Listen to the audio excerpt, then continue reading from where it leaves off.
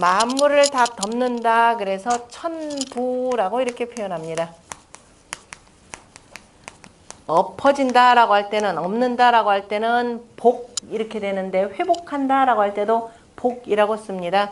덮는다 라고 할 때 덮을 부 개념으로 써. 천부 지체. 하늘은 만물을 덮고 땅은 만물을 실른다. 그래서 천부지체 이렇게 쓰는 거죠. 그래서 땅은 두터워서, 그거를 이제 땅은 두터워서 자 만물을 실른다 이렇게 표현을 한 거입니다. 그 실제 저 2절의 내용이 전부 다 땅이 두텁기 때문에 두루두루 만물을 다 싣고 있다는 이치를 내고 있는 거죠. 그런데 하늘이 음양을 주관하는 것이라 그러면은 그 음양의 변화에 따라서 땅에서 나타나는 형태가 있는 거죠. 아까 형과 하늘은 상이 있을 뿐이라 그랬죠. 1월 성신의 상, 그죠? 그 하늘의 1월 성신의 상이 음양의 변화를 가져오는 것이 되고, 음양의 변화에 따라서 땅에서는 봄, 여름, 가을, 겨울이라는 것이 생겨나면서 형체, 각각의 뭐예요? 하늘에서 1부터 10까지를 한 번만 내나요? 계속해서 내는 거죠. 두 번은 계속해서 내면서 모든 만물을 빚어내는 겁니다. 그래서 형이라 그랬습니다. 하늘은 천상이요 땅은 지형이라 이렇게 표현했어요. 그래서 땅에서 이루어진 바로 형체, 그죠? 그 형체들도 역시 변화하는 거죠. 음양의 기운에, 하늘의 음양의 기운의 변화에 따라서 땅에서도 형체가 변화가 되는데, 그 때에 따라서 변화되는 그 형체가 바로 뭐가 되냐면은 오행의 이치가 되는 거죠. 자, 봄에는 따뜻한 양기운이 들어오니까 모든 만물이 막 싹 트는 거죠. 봄이라는 것을 가장 확연하게 알 수 있는 것은 어디서 알 수 있느냐면은 식물이 싹 트는 데서 알 수 있죠. 동물이 새끼 치는 데서 모르잖아요. 그죠? 이게 확실하게 봄이다라고 하는 것은 땅속에서 그저 아무것도 없는 줄 알았더니 막 풀 싹들이 나오고 나뭇가지들도 다 죽은 줄 알았더니 아까 쌍눈이 다 트고 꽃이 피는 거 아니에요. 그죠?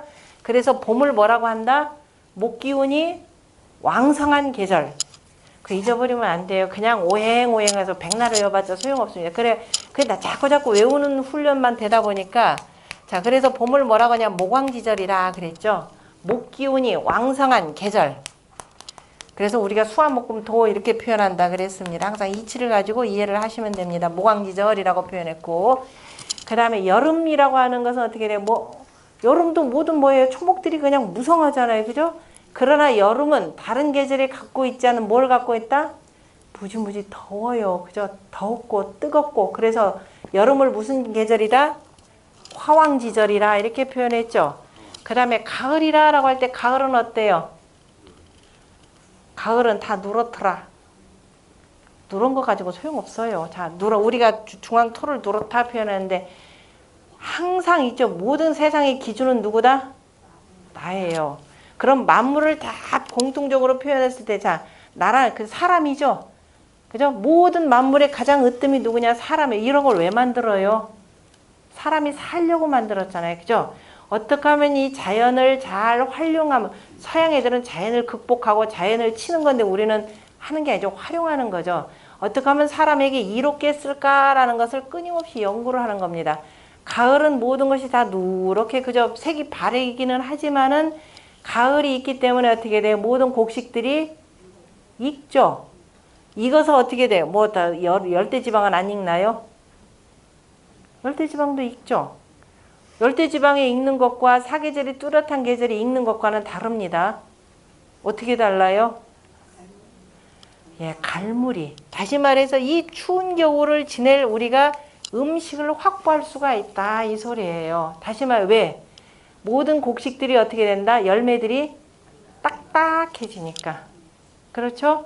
자, 우리가 봄에 먹는 과일들 봅시다. 봄에 먹는 과일이라고도 안 하죠. 그거는 그죠? 대체로 과채류 이렇게 표현하는 건데, 봄에 나오는 거, 여름에 나오는 과일들 대체로 어때요? 무르잖아요. 무른 거는 보관할 수 있어요? 없어요? 보관 못해요. 오랫동안 장기 보관을 못합니다. 가을에는 딸기 보관하던가요? 네, 보관해요. 냉동실에요. 이거는 전기가 없던 시절, 그 옛날 얘기니까, 그죠? 그 옛날에 인류가 생존을 위해서 어떻게 했는가를 보여주는 그 어마어마한 글들입니다. 가을은 딱딱하게 익는 계절입니다. 그래서 가을 기운을 뭐라고 한다? 금왕지절 이렇게 표현하는 겁니다. 그죠?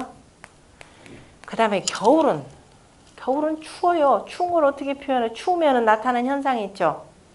얼어붙어요. 그런데 사람들 눈에 보이게 어는 건 뭐가 얼어요? 물 기운이 있는 건 다 얼어붙습니다. 그죠? 그래서 물 기운이 많은 계절이다. 그래서 수왕지절이라 라고 이렇게 표현하는 거죠. 자, 이것들은 다 어디에 붙어서 나오더라? 토에 붙어서 나오는 겁니다. 토. 그래서 우리가 중앙토 이렇게 표현하는 거죠. 그래서 봄, 여름, 가을, 겨울을 목, 화, 금, 수 이렇게 표현해요. 이거 외울 필요 없는 겁니다. 그죠? 자연스럽게 그냥 자꾸 이게 뭐더라 그냥 그거 뭐더라 이거만 안 된단 말이에요. 왜 이렇게 붙였는지 이치만 알면 얼마든지 갖다 써먹을 수가 있는 겁니다. 자, 이래서 땅에서 토죠. 땅에는 뭐가 있느냐? 바로 오행의 이치가 생겨나는 겁니다. 그래서 중앙 토를 둔 이유가, 자, 토도 중간중간에 한 번씩 다 둬요. 자, 봄에서 어디에요?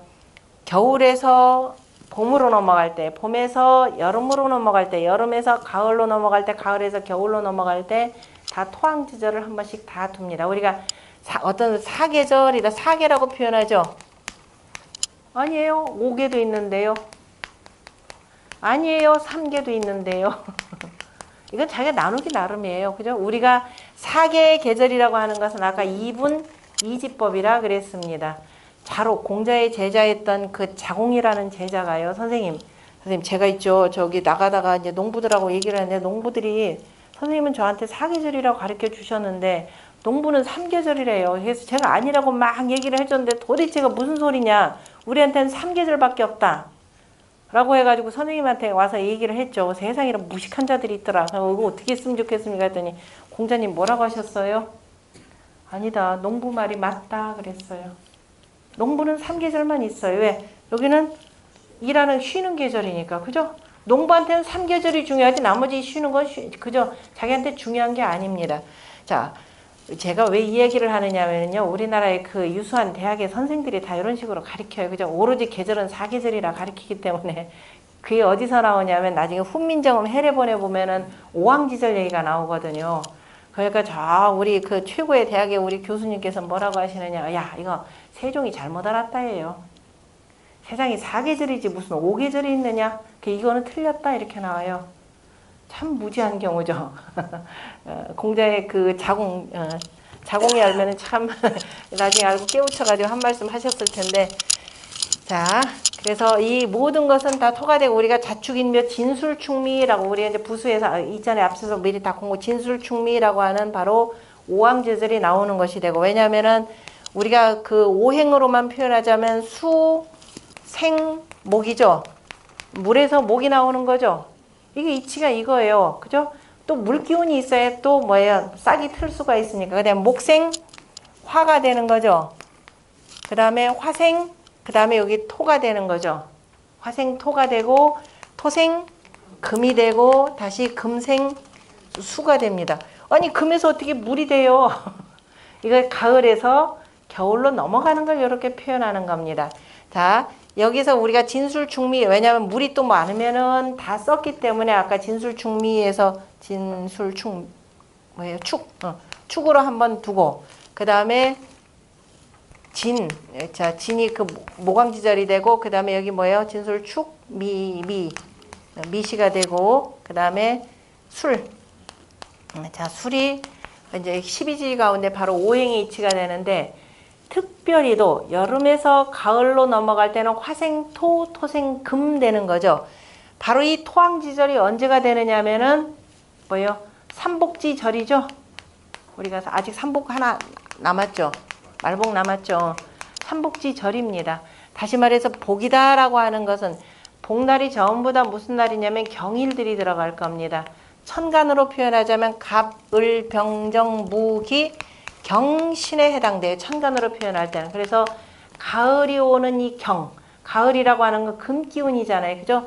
너무 뜨거우면 이게 우리가 이제 사람이 살기 위해서 사람에게 바로 사람이 그 천지자연의 이치를 편하게 이용할 수 있도록 만드는 겁니다. 그래서 너무 뜨거우니까 너무 뜨거우면 오히려 다 녹잖아요. 그죠? 너무 녹지 않도록 가을에 그 금 기운을 땅속에다가 보관한다라는 의미에서 경일날에 전부다가 복을 두는 겁니다. 그래서 삼복이다라고 하는 것이 바로 뭐가 되느냐?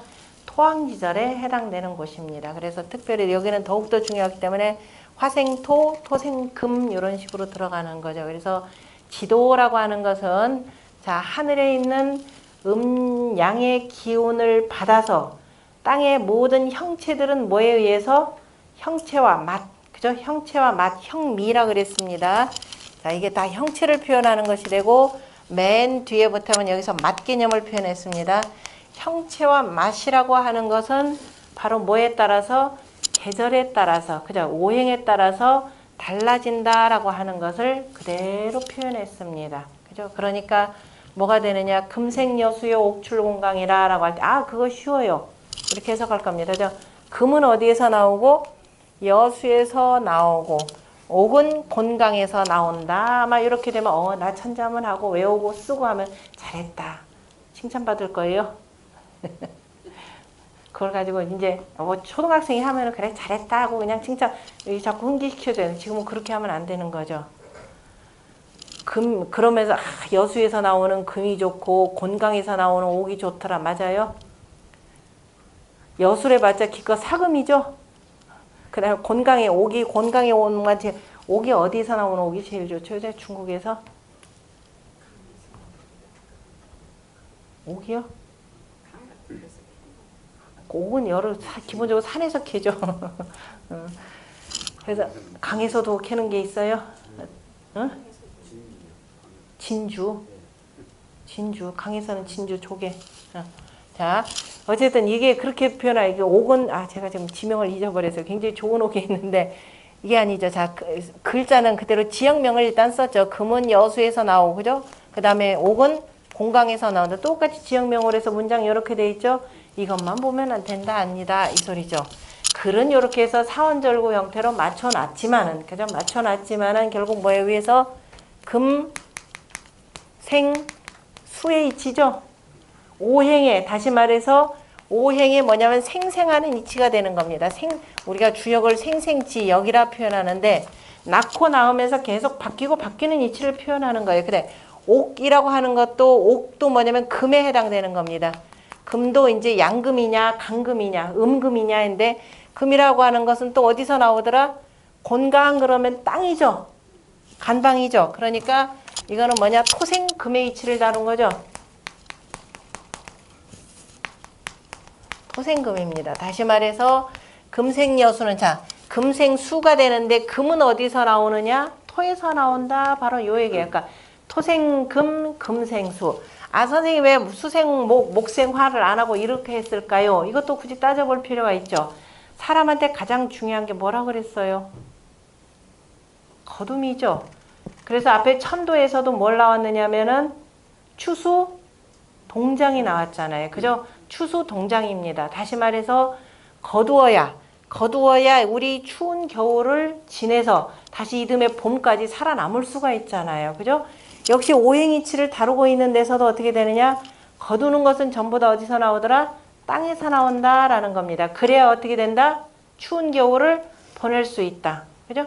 앞에서 나오는 한래서왕 추수 동장의 개념을 바로 오행의 이치로는 금생여수 옥출 곤강으로 받았구나. 이렇게 보시면 되겠죠. 그러니까 앞에 거는 이제 여기 배운다니까 앞에 건 또 싹 잊어버려요. 정리해도 이것만 별도로 들어가는 게 아닙니다. 계속 이어지는 내용이에요. 그죠? 그렇게 딱 보고. 자, 그래서 땅속에 아무리 좋은 금이 있고 아무리 좋은 쇠가 있고 아무리 좋은 보옥이 있어봤자 갖다 쓰지 않으면 그죠? 하늘과 땅이 바로 음양의 기운이 서로 간에 땅속에서 만나가지고 온갖 보장, 그죠? 온갖 보물들을 다 감추어두고 온갖 생물들을 다 만들어줬는데 사람이 노력을 해야 될 거 아니에요. 그죠? 누가 그랬죠? 남들은 잘 사는데 왜 나한테는 내가 이렇게 열심히 착하게 열심히 사는데 왜 나한테는 하느님이 아무것도 안 해줘? 누가 뭐라 그랬죠? 야, 복권이라도 하나 사야 내가 너한테 뭘 해주든가 말든가 할 거 아니냐 그랬잖아요. 그죠? 반드시 사람의 노력이 들어가야 된다 이 소리야. 아무리 좋은 금이 있고 아무리 좋은 것들이 있으면 뭐합니까? 그죠? 그것을 그 성질을 잘 활용해서 그러니까 그 성질을 잘 알아서 요런 이치를 잘 연구해봐라 이 소리예요. 잘 연구해서 그 다음에 이와 같이 어마어마한 보검도 만들고 그 다음에 야광주도 만들어 써라 이 소리예요. 그죠? 자, 하늘에 땅속에 뭐냐면 금이 있습니다. 금은 꼭 노란 금만 아니라 쇠도 있잖아요. 그죠? 검은 쇠도 있고 흰 쇠도 있고 한데 그죠? 그걸 가지고 잘 녹여가지고 금이라고 하는 거 아까 또 뭐예요? 금생수가 있죠. 금이 물이 된대요. 아, 그럼 쇠도 뜨거운 기운을 받으면은 녹겠구나라는 걸 알아야 되잖아요. 그죠? 그 녹여가지고 뭘 만드느냐? 사람한테 중요한 게 검이잖아요. 우리는 도죠. 이거 조금 이따 설명. 자, 칼을 만들어야 돼. 칼이 있어야 그 다음에 뭐에 짐승을 잡아가지고 그 다음 가죽도 해체해서 우리 고기를 먹을 수 있잖아요. 그죠? 그래서 칼을 만들어라 이 소리예요.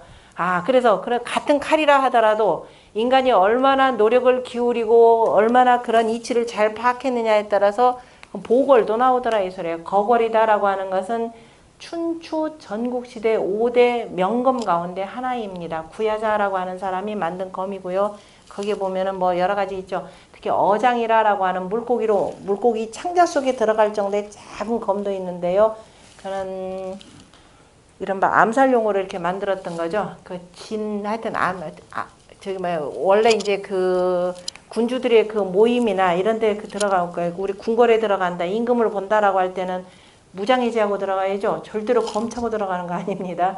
그러니까 전부 다 이렇게 뒤져가지고 다 하니까 저 임금을 죽이긴 죽여야 되는데 어떡할까 하다가 이제 이 사람이 요리사로 대신해서 들어갑니다. 근데 요리사로 하더라도 당연히 가질 수가 없으니까 회를 치잖아요. 그죠? 회를 뜨면은 살아있는 거 그대로 통째로 해가지고 두니까 회 창자 속에다가 칼을 만들어서 집어넣었으면 그걸로 이제 죽이려고 하다 결국 실패는 하긴 했는데요. 어쨌든 같은 칼이라 하더라도 어떻게 만드느냐에 따라서 명검이 되고, 그죠? 이 쓸모없는 칼이 되고 하더라. 그 다음에 구슬이라 하더라도 옥이죠.